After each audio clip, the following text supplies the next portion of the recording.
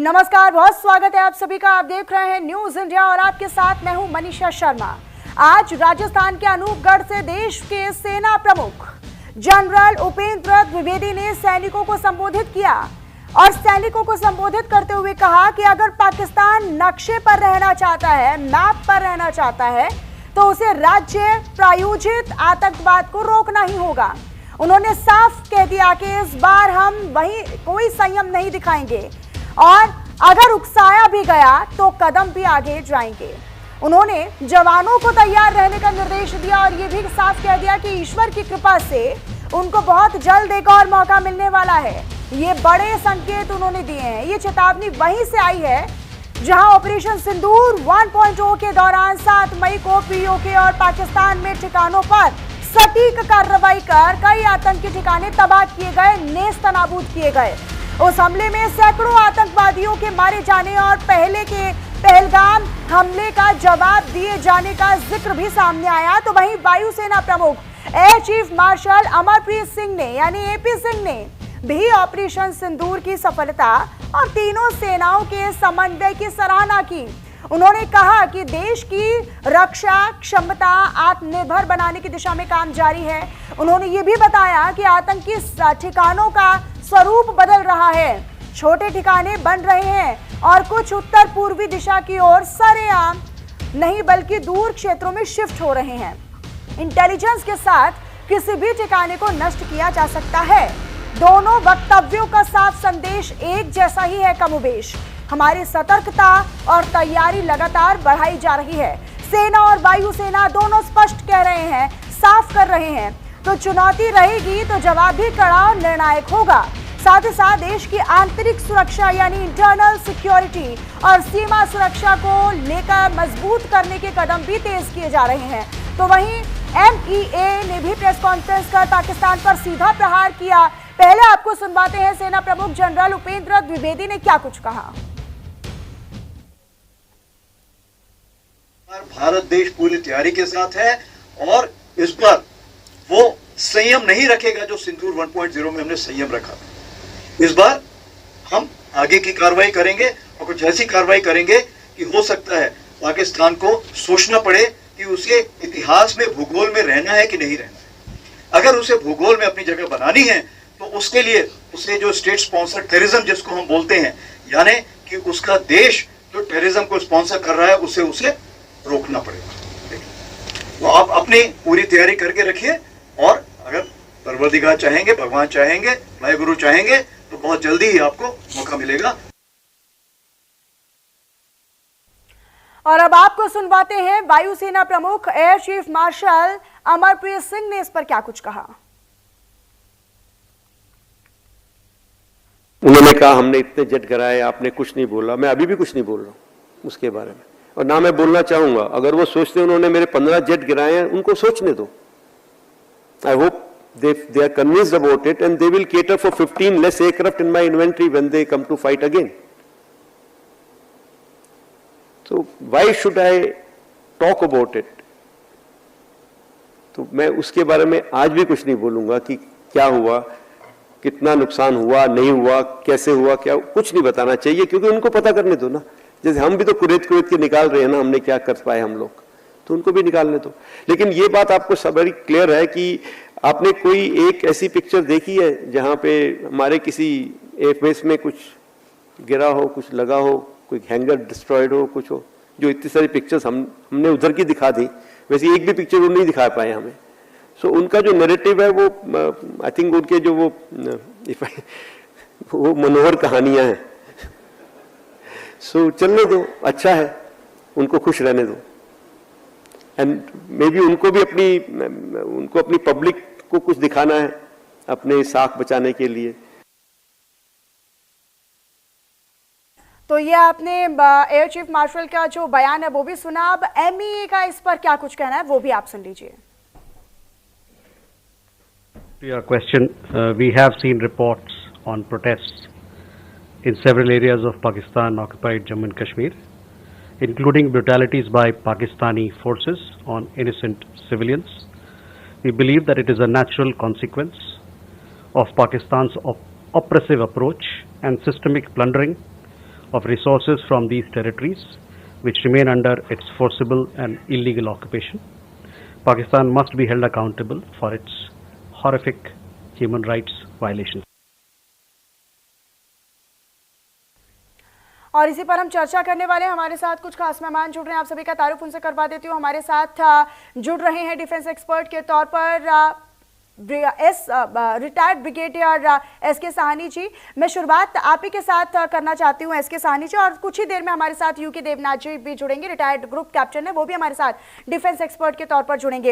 SK Sahni ji, ये जो हम लगातार वक्तव्य सुन रहे हैं, ये जो हम लगातार अब स्टेटमेंट सुन रहे हैं, आपसे पहले तो राजनाथ सिंह प्रधानमंत्री या फिर अमित शाह या फिर सरकार के लोग भी कह रहे थे, अब एक एक मंच से, और इस बात का संकेत भी तमाम जो आर्मी चीफ है या फिर मार्शल हैं वो भी कह रहे हैं कि भाई अब बहुत जल्द ही एक दूसरा मौका भी मिलने वाला है। किस तरीके से आप उन स्टेटमेंट्स को देख रहे हैं?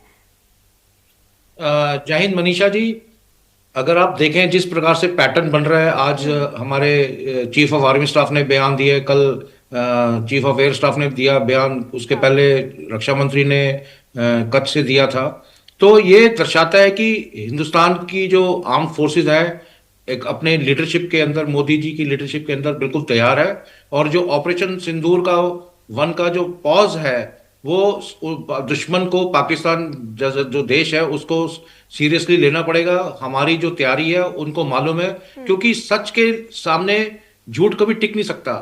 पाकिस्तान की जनता को वो उन्होंने झूठ अपना दिखाया है। वो पहले बोलते हैं कि ऑपरेशन सिंदूर के दौरान उन्होंने हिंदुस्तान के ऊपर बहुत नुकसान किया है, ठीक है, तो वो अभी उनकी जनता भी उनसे पूछ रही है पाकिस्तान से कि भी आप कुछ प्रूफ दिखाइए। जिस प्रकार से एपी सिंह साहब ने बोला कि हमने तो प्रूफ दिखाया, उनके प्रूफ क्या है? उनके तो डिफेंस मिनिस्टर बोलते हैं कि हमने सोशल मीडिया में देखा है, सोशल मीडिया से बताया जा रहा है। तो अभी समय मेरी समझ से तो है कि अगर पाकिस्तान अभी कोई और ऐसा मौका देता है तो हिंदुस्तान आर्मी तैयार है, और हमारे प्लान्स भी जरूर मॉडिफाई हुए होंगे। हमारी अपनी एक्विजिशंस चल रही हैं। हमारी हर रोज आपने देखा होगा जिस प्रकार से हिंदुस्तान आर्मी के कहीं ड्रोन्स की ट्रेनिंग एक्टिविटी हो रही है, कहीं मिसाइल्स हमारे फायर हो रहे हैं, कहीं हमारे एक्विजिशंस हो रही है। इनफैक्ट जो हमारी इवन नेवल वॉरशिप जो त्रिकन जो टर्की तक के वहाँ मेडिटेरियन सी तक पहुंची है, तो हम अपनी कैपेबिलिटी बढ़ा रहे हैं और दुनिया को भी दिखा रहे हैं और पाकिस्तान को दिखा रहे हैं कि अगर आपने कोई ऐसी हिमाकत की कि हिंदुस्तान के ऊपर दोबारा कोई ऐसा हमारे टेररिस्ट अटैक कर सकते हैं, तो वो ऑपरेशन सिंदूर 2 में उसको छोड़ा नहीं जाएगा। द्विवेदी साहब ने तो बड़ा क्लियर बोल दिया है कि ये तो भी पाकिस्तान, इस बार तो फिर भी चलिए ठीक है छोड़ दिया गया, इस बार तो फिर भी डीजीएमओ ने कॉल कर दिया वहां से कि भाई अब माफ कर दीजिए, अब और मत मारिए, अब तो फिर भी दया कर दी। इस बार तो फिर भी एक मेर्सी कॉल दे दिया भारत ने, लेकिन अगली बार ये संकेत साफ दिखा रहे हैं कि अगली बार तो किसी प्रकार का कोई इफ एंड बट नहीं होगा, फिर तो आर पार की लड़ाई होगी। बिल्कुल Manisha ji, chief of army staff ने क्लियर कर दिया कि जिस प्रकार से हमने संयम बताए, देखिए उनके वर्ड्स देखिए, वो बोल रहे हमने संयम दिखाया था। बिल्कुल। और अभी संयम नहीं दिखाया जाएगा। इस बारी अगर वो ऐसी हिमाकत करेगा तो पाकिस्तान का जो नक्शा है दुनिया के नक्शे से उड़ा दिया जाएगा। बड़ा क्लियर बताया गया है। अगर चाहे आप इसको इनके पाकिस्तान को अब इसको वार्निंग को सीरियसली लेना है, अब उनके ऊपर है, क्योंकि हमारी फौजें हमेशा तैयार है। और अगर पाकिस्तान समझता है कि वो अमेरिका के साथ मिलके या टर्की के साथ मिलके कुछ कर सकता है हमारे अगेंस्ट, वो उसकी बेवकूफी होगी, क्योंकि हम पाकिस्तान आर्म फोर्सेस से बहुत ज्यादा स्ट्रांग है। हमारी टेक्नोलॉजी ड्रिवन आर्मी है। एआई हमारी आर्मी, जो हमारी आर्टिफिशियल इंटेलिजेंस से हमारे सारे वेपन्स हैं, एयर डिफेंस सिस्टम सारे अच्छी तरह से कोऑर्डिनेटेड हो चुके हैं। पहले भी कोऑर्डिनेट थे, पर पिछले 3 महीने में हमने जरूर और अच्छी तैयारी की होगी। और मुझे पूरी उम्मीद है कि अगर पाकिस्तान कोई ऐसी हिमाकत करेगा तो जिस प्रकार से चीफ ने बोला है, हमारे उपाध्याय अपने उपेंद्र द्विवेदी ने बोला है, उन्होंने तो बहुत क्लियर संदेश दिया पाकिस्तान की डिस्पेंसेशन को। इसके लिए तो उनके मियां मुनीर को समझना पड़ेगा कि जिस प्रकार से फील्ड मार्शल बन के अपने आप को उन्होंने दिखाया है कि वो जीत गए हैं और उनको पाकिस्तान ने फील्ड मार्शल या फील्ड मार्शल बना दिया है, तो झूठी झूठी चीजों से आगे नहीं आता। और आप हालत देखिए पीओजे के में क्या हालत है। जो वहां की जो जनता है पाकिस्तान ऑक्युपाइड कश्मीर में, गिलगित बाल्टिस्तान ले लो या पीओके ले लीजिए पूरा, तो वहां पर तो उनके फोर्सेस, उनकी आर्मी और उनके पुलिस वालों को तो सरेंडर करना पड़ रहा है। कितना रोष है और वहां आप पर, ये भी समझिए, बहुत और ज्यादा आप ये भी डिस्ट्रैक्ट हो समझिए सर, एसके साहनी साहब, आप ये भी समझिए कि जब डोनाल्ड ट्रंप के साथ व्हाइट हाउस जाते हैं मुल्ला मुनीर, और मुल्ला मुनीर एक गुब्बारा बनकर आते हैं, वहां से लौटते हैं और फिर वो गीदड़ भभकी देते हैं कि अब हम तो अगर जाएंगे तो हम भी डूबेंगे और पूरे दुनिया को ले डूबेंगे, है ना, और हमारे साथ अगर अगली बार से ऐसा किया तो हम भारत को सबक सिखाने का काम करेंगे। मतलब वो तो एक गुब्बारे में हवा भरने जैसा काम हो गया था। फिर उसको फुस कर दिया वहां की जनता ने, जब मुल्ला मुनीर के खिलाफ ही वहां पर सड़कों पर लोग उतर आए हैं। अब तो मतलब ये तो अब मुल्ला मुनीर को, शहबाज शरीफ को समझ में आना चाहिए कि भारत से तो कहीं से कहीं तक कोई मुकाबला नहीं है और भारत इसके लिए तैयार है। बिल्कुल मनीषा जी, अगर आप देखें कि जो पाकिस्तान ऐसा देश, वो देश क्या है, वहां पर तो मर्सनरी आर्मी है, पैसे दो और वहां पर उनको भेजो। जैसे इन्होंने बोला सऊदी अरेबिया के साथ हमने करार कर दिया है। अभी खबर में ये भी आ रहा है कि सऊदी अरेबिया जरूरत पड़ेगी तो पाकिस्तान की फौज को पैसे देके कहीं भी उनको इस्तेमाल कर सकती है। इनफैक्ट हुती के अगेंस्ट लड़वाना चाहती है। इसी तरीके से खबर में यह भी आ रहा है कि अमेरिका हो सकता है कि गाजा में पाकिस्तान की जो फौज है वहां भेज दे। तो अगर पाकिस्तान समझ रहा है कि वो ट्रंप के साथ अच्छे गुड बुक्स में रह रहा है, उनको नहीं मालूम कि ट्रंप एक बिजनेसमैन है, वो स्टेट्समैन नहीं है। वो अपनी तरफ से कितना वहां से पैसा निकाल सकता है या पाकिस्तान में इन्वेस्ट कर सकता है, वो पैसे के लेन देन वाली बात है। पर भारत एज ए सिविलाइजेशन एक बहुत बड़ा देश है और हमारी अपनी संस्कृति है, हमारे अपनी वैल्यूज हैं, और मुझे पूरी उम्मीद है मोदी जी के डिस्पेंसेशन में हमारी फौज और भी स्ट्रांग हो रही है और सबक सिखाएगी पाकिस्तान जैसे देश को, अगर वो ऐसी कोई हिमाकत करेगा, टेररिस्ट एक्ट करेगा तो।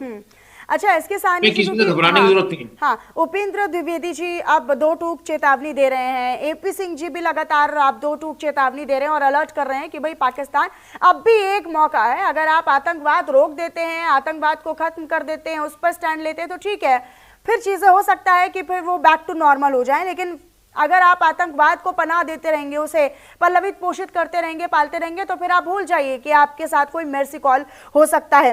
उन्होंने ये बड़ी बात कही है कि कुछ संकेत मिल रहे हैं, जैसे पिछली बार मिले, इस बार कुछ नए संकेत मिल रहे हैं और सैनिकों को जल्द ही अब एक्टिव होने के लिए कहा है कि अगर ऊपर वाले की कृपा रही, भगवान की कृपा रही, तो फिर से मौका मिलेगा। इसको आप किस तरीके से देखते हैं? ये एक बहुत स्ट्रांग स्टेटमेंट दी है हमारे चीफ ऑफ आर्मी स्टाफ ने, और ये जो आतंकवादी हैं, खासकर जैसे ये HUM के या LET के जो अभी खैबर पख्तूनख्वा में शिफ्ट हो रहे हैं, वहां पर उनके कैंप्स बन रहे हैं, और उनके जो HUM के जो टेररिस्ट है, पिछले दिनों कुछ कश्मीरी कोई टेररिस्ट है जो सरेआम अपनी जनता को, अपने मिलिटेंट कार्टर को उकसा रहा था। तो हम भी देख रहे हैं कि वहां पर सिंदूर 1 के दौरान अभी इनको पूरा सबक नहीं मिला, जिस प्रकार से स्टेटमेंट आ रही है टेररिस्ट इनके जो लीडर्स हैं, सेकंड रंग के लीडर्स हैं, और हमारा भी उसी हिसाब से प्लान बन रहा है। अभी आप ये देखिए कि जिस प्रकार से पाकिस्तान आर्मी ने खैबर पख्तूनख्वा में एरिया में वहां पर अपने लोगों को मारा, हवाई जहाज के जरिए LBG प्रिसिशन गाइडेड मिनिशन से उनके सिविलियंस को मारा है। बलूचिस्तान लिबरेशन आर्मी भी पाकिस्तान आर्मी के अगेंस्ट काम कर रही है, और अब POJ के पे तो ऊपर रोष आ गया। तो आज की डेट में आज जो है पाकिस्तान बहुत एक उसकी कमजोर कड़ी बनी हुई है, और मुझे पूरी उम्मीद है कि अगर भारत के अगेंस्ट कुछ काम होता है तो भारत अभी जो है पूरा मुंह तोड़ जवाब देगी। और जिस प्रकार से हमारे चीफ ऑफ आर्मी स्टाफ ने बोला है, पाकिस्तान का बिल्कुल नक्शा जो है इस देश के, दुनिया के नक्शे से हटा दिया जाएगा, क्योंकि अभी बहुत हो चुका है। और मुझे पूरी उम्मीद है, जिस प्रकार से हमारे मोदी जी ने भी देखा होगा कि किस प्रकार से रॉन्ग नैरेटिव लेके अपनी जनता को भड़का रहे हैं पाकिस्तान के। जीती वो बोलते हैं कि ऑफ सिंदूर वो जीते, कभी जहाज के नक्शे अपने हाथ पैर हिलाते हैं, खेल के मैदान में करते हैं, और एक रॉन्ग नैरेटिव लेके बहुत शर्मनाक था वो सर, बहुत कंडेमनेबल था वो, बहुत। हाँ जी, तो वो ये जो है, मुझे पूरी उम्मीद है कि हमारे जो पॉलिसी प्लानर्स हमारे जो जिन्होंने अभी एक्शन लेना है, वो अभी इस प्रकार से एक्शन लेंगे कि जो रॉन्ग नैरेटिव जो पाकिस्तान की जनता के दिमाग में घुसा दिए इन्होंने, अपनी किताबों में उन्होंने पब्लिश कर दिया है कि हिंदुस्तान भारत के बीच में 4 दिन का युद्ध हुआ था, ट्रम्प के कहने से भारत ने सीज फायर किया।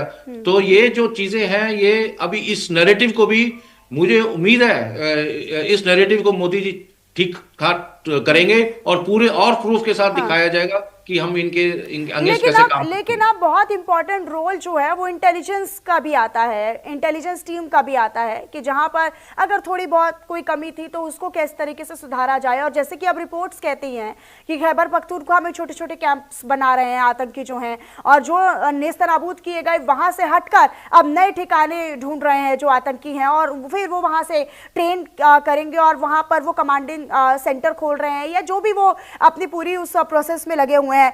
यानी कि इंटेलिजेंस मजबूत हो रहा है। अगर ये जानकारी मिल रही है और ऐसे संकेत मिल रहे हैं तो यानी कि इसमें इंटेलिजेंस का बहुत बड़ा रोल है।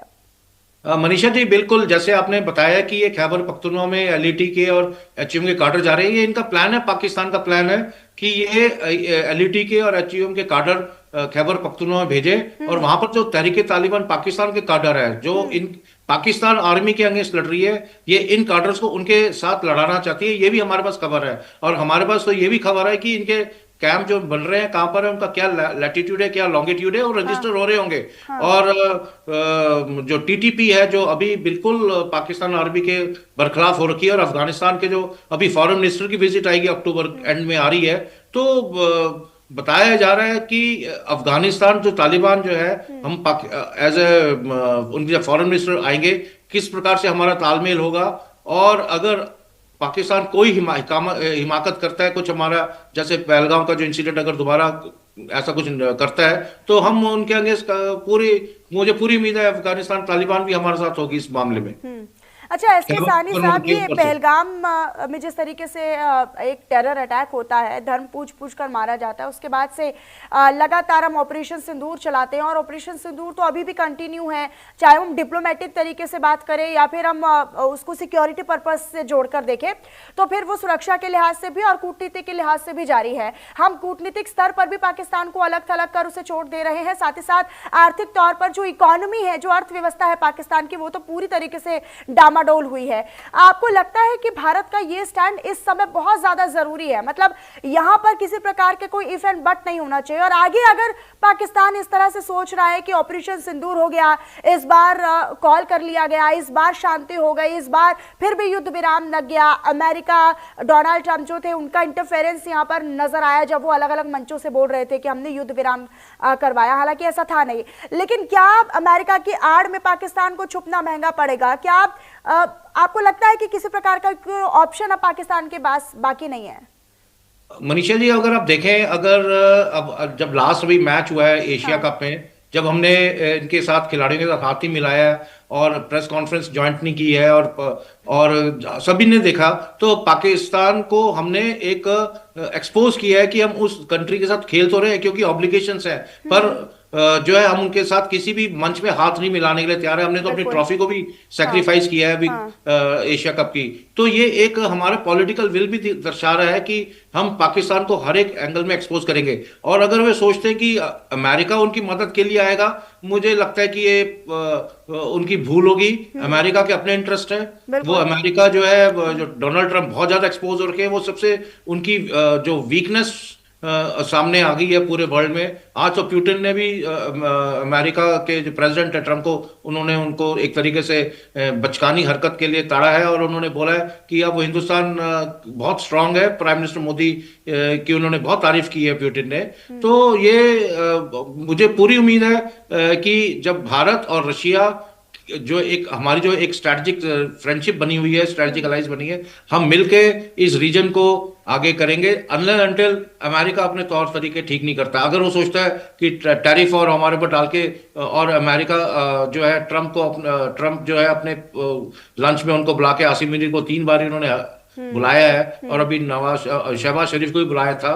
तो अगर वो ऐसे ऑप्टिक्स करता है और हमें दिखाना चाह रहा है कि हम अमेरिका दिखा रहा है कि भाई हम इनके साथ है, तो हमें उसकी चिंता नहीं है, क्योंकि हमारी आर्मी बहुत ट्रेंड है, बहुत प्रोफेशनल है। हमारे आर्म फोर्सेस बहुत ज्यादा एक तरीके से एक हमारी सिनर्जी है आर्मी, नेवी, एयरफोर्स में। और जो भी पॉलिटिकल डिस्पेंसेशन से हमें ऑब्जेक्टिव्स दिए जाएंगे, मेरे को तो पूरी उम्मीद है कि पाकिस्तान के अगेंस्ट या किसी भी जगह पर हम उन पॉलिटिकल या मिलिट्री ऑब्जेक्टिव्स को अचीव करने में आज की डेट में तैयार हैं। यस, हमें जो है ये भी जरूर समझना पड़ेगा कि जो हमारी जो छोटी मोटी जो कमी है, जो हमारे अपने एयरफोर्स के स्क्वाड्रन की स्ट्रेंथ थोड़ी बराबर करनी पड़ेगी, ताकि हम और स्ट्रांग तरीके से कोई भी रिएक्शन के लिए तैयार रहे। पर एट द सेम टाइम आपको जरूर पता, आपके दर्शकों को पता होना चाहिए कि हम जो हिंदुस्तान आर्मी एक प्रोफेशनल आर्मी है। यहाँ पर एक कंस्क्रिप्ट आर्मी नहीं है कि आप भाड़े में से अपने सोल्जर्स को ले आओ। एक बहुत ही हाई मोरल वाली आर्मी है, और ये कहते हैं मैन बिहाइंड द वेपन। हमारे जवान जो है बहुत तगड़े हैं। वो ये नहीं देखते कि उनके पास हथियार किस विंटेज का है, मॉडर्न है, एंटीक वाले वैल्यू का वेपन है। हमारे जवानों का मोरल इतना हाई है कि वो तो डंडे से भी गलवान में उन्होंने चाइना के जो सोल्जर्स मारे थे करीब 60-70 की, तो कंफर्म कैटेगरी 20 की जब उन्होंने मारे, तो ये सब देखते, चाइना ने देखा हुआ है कि हमारी कितनी स्ट्रांग आर्मी है, और पाकिस्तान ने भी देखा हुआ है। कारगिल वॉर के दौरान भी हमने किस प्रकार राजनाथ सिंह अभी 2 से 3 दिन पहले ये कहते हैं अपने सैनिकों से एक जगह पर जाकर कि अब खाली हाथों से या केवल वार से या फिर हमले के बदले हमले से अब जंग नहीं जीती जा सकती है। आपको नई टेक्नोलॉजी के साथ भी रहना होगा, आपको नए हथियारों के साथ मॉडिफाइड तरीके से आपको जंग जीतने के लिए ट्रेनिंग को प्राथमिकता देनी होगी। साथ ही उनका ये स्पष्ट संदेश था कि आप अपनी ट्रेनिंग पर जोर दें और साथ ही साथ टेक्नोलॉजी से आप बिल्कुल अपडेटेड रहें, तभी आप जिस तरीके से हम कहते हैं कि आतंकी भी हाइब्रिड हो रहे हैं, वो भी टेक्नोलॉजी के साथ अटैक करते हैं, वो भी टेक्नोलॉजी के साथ अलर्ट रहते हैं, तो ऐसे सैनिकों को भी रहना होगा। बिल्कुल Manisha ji, Indian arm forces जो है उनका हर एक पल जो है वो एक, चाहे वो पीस स्टेशन में है चाहे फील्ड स्टेशन में है, वो एक ट्रेनिंग के तौर पे काम वहां पर काम होता है। 24 घंटे जो है हमारी आर्म फोर्सेस ट्रेनिंग करती हैं, और कोई भी जो टेरेन हो, चाहे जंगल हो, चाहे डेजर्ट हो, चाहे प्लेन्स हो, चाहे fighting in built up area हो, हमारे जवान जो है बहुत जाबाज है, और हर एक क्षण के लिए वो जो है किसी भी कंटीजेंसी के लिए तैयार रहते हैं। और वैसे भी आज जिस हिसाब से अभी माहौल बना हुआ है, मुझे तो पूरी उम्मीद है कि हमारी आर्म फोर्सेस तत्पर है, और कोई भी कंटीजेंसी आने में वो रिएक्ट अच्छे से करेंगे। और हमारे चीफ ने तो बहुत क्लियरली बोल दिया है कि इस बार जो रिएक्शन होगा बहुत डिसिसिव होगा और बहुत तगड़ा रिएक्शन होगा। उनको समझ में नहीं आएगा पाकिस्तान को कि वो किन के साथ उनका पाला पड़ा है, और वो भी स्वदेशी टेक्नोलॉजी के साथ होगा। मतलब ये भी जरूरी है, और ये भी एक संदेश अमेरिका जैसे देशों को या चीन जैसे देशों को या तमाम उन देशों को जो ये कहते थे कि भाई हथियारों के लिए तो भारत या तमाम भारत जैसे देश जो है वो हम पर निर्भर रहेंगे, लेकिन अब उस निर्भरता को खत्म किया जा रहा है। और एक ये भी मैसेजिंग दी जा रही है कि अगर हम युद्ध लड़ेंगे तो अपनी शर्तों पर लड़ेंगे, अगर हम युद्ध लड़ेंगे तो फिर हम वो स्वदेशी टेक्नोलॉजी को आगे रखकर बढ़ेंगे। बिल्कुल, ये आत्मनिर्भरता तो बहुत जरूरी है। अभी आपके दर्शकों को ये जरूर पता होना चाहिए कि कारगिल का जब युद्ध हुआ था तो हमने यूएसए से जीपीएस की सर्विसेज मांगी थी, और यूएसए ने मना कर दिया था देने के लिए कारगिल युद्ध में। और उसके बाद फिर हमने अपना नैविक सिस्टम बनाया, हमारा एक तरीके से अपना जीपीएस सिस्टम बनाया। और ये जब हमारे ऑप सिंदूर 1 में जब हमने अपनी मिसाइल्स और ब्रह्मोस हमने फायर किए थे, तो उसी की नेविक ने नेविगेशन दी थी, और 1 मीटर के रेजोल्यूशन के अंदर हमने टारगेट्स को बर्बाद किया था। जो इसरो के जो चीफ ने भी बोला है आप कि हमारे सारे सैटेलाइट्स ने जो हमारे आर्म फोर्सेस के लिए उन्होंने जो टास्क दिया था वो किया था, और कोऑर्डिनेशन के साथ हमारे सारे वेपन्स जो है लॉन्च हुए थे। तो टेक्नोलॉजी बहुत जरूरी है, एआई बहुत जरूरी है, और जो चाहे ड्रोन्स का जिस प्रकार से अभी महत्व बढ़ गया है, और एक बड़े दर्जे में even Indian arm forces drones की ट्रेनिंग कर रही है। अभी पिछले दिनों सारे एक फॉर्मेशन में तो पूरे ड्रोन्स की तैयारी के दिखाया गया था, समाचार में भी देखा था। और हमारे जो इंडियन आर्मी की जो इन्फेंट्री बटालियंस है, हर एक जवान को उसको ड्रोन्स उड़ाने की ट्रेनिंग दी जा रही है। और जब हम एयर डिफेंस की बात करते हैं तो हमारा पूरा इंटीग्रेशन हो रखा है आर्टिफिशियल इंटेलिजेंस के साथ। आर्मी, नेवी, एयरफोर्स की जो एयर डिफेंस रिसोर्सेज हैं, चाहे वो आकाश तीर है, चाहे और ये एयरफोर्स का जो air defence command and control system है, वो पूरा इंटीग्रेट हो गया है। और नेविगेशन जो हम, जैसे मैंने आपको बोला, नेविक सैटेलाइट सिस्टम्स हैं ऊपर, उनके साथ पूरा इंटीग्रेटेड है। कहीं भी मुझे जो लगता है कि अभी एक कोई भी ऐसा एरिया बॉर्डर के साथ या एलएसी या एलओसी के साथ कोई ऐसा एरिया नहीं बचा होगा जिसमें वहां पर हमें ओवरलैपिंग, जिसमें हम अपनी ऑब्जर्वेशन की ओवरलैपिंग के साथ हमने पूरा एरिया को चप्पा चप्पा हमने कवर कर दिया है। अभी तो यह भी खबर आ रही है कि अभी S400 के जो हमें 2 और जो आनी है हमारी बैटरीज, वो उसको जल्दी से जल्दी उसको एक्वायर किया जा रहा है, क्योंकि अभी हमारे पास 3 है, 5 की रिक्वायरमेंट थी और इस साल के आखिर में यानी कुल मिलाकर एसके साहनी साहब, यानी कुल मिलाकर भारत जो है वो नया जमाना, नई लड़ाई और नई टेक्नोलॉजी के साथ एकदम हाइब्रिड तरीके से लड़ने के लिए उस चैलेंजेस को मीट अप कर रहा है। मनीषा जी, सबसे जरूरी चीज हमें समझना पड़ेगा कि जो हमारा जो एक एग्रेसिव माइंडसेट है, हाँ। वो जो एक फौज को जो पॉलिटिकल डिस्पेंसेशन ने इंश्योर किया है कि एक एग्रेसिव माइंडसेट के साथ अभी बात कर रहे हैं। ये जो ऑप सिंदूर वाली जो एक माइंडसेट है हर एक जवान के और इवन नागरिक के, चाहे सिविल ऑफिशियल से, सबके दिमाग में एक तरीके से घुस गया है कि एक हमें as a nation, whole nation approach synergy के साथ हमने अपने दुश्मन को किस प्रकार से इसको न्यूट्रलाइज करना है, एक सोच डाल दी है। एक सोच होना बहुत जरूरी है। और आजकल तो हमें बड़ा अच्छा लगता है देखने में, पहले तो 71 में हमने देखा था या बाद में कारगिल वॉर में देखा था कि जब देश की सेना लड़ रही थी तो सोशल मीडिया में इतना नहीं आता था, पर अब सोशल मीडिया के जमाने में तो हमारा देश का हर एक नागरिक चाहे वो बिजनेसमैन है, चाहे बैंकर है, चाहे स्टूडेंट है, चाहे कॉलेज गोइंग है, चाहे MSMEs वाले सब अभी इंटीग्रेट हो रहे हैं। अभी आप देखिए, जब अभी हमने जो बनाना है 5th जनरेशन का जो एयरक्राफ्ट बनना हमारा AMCA, उसमें तो 15 MSMEs जो हमारे जो स्टार्टअप्स है वो इन्वॉल्व हो गए हैं।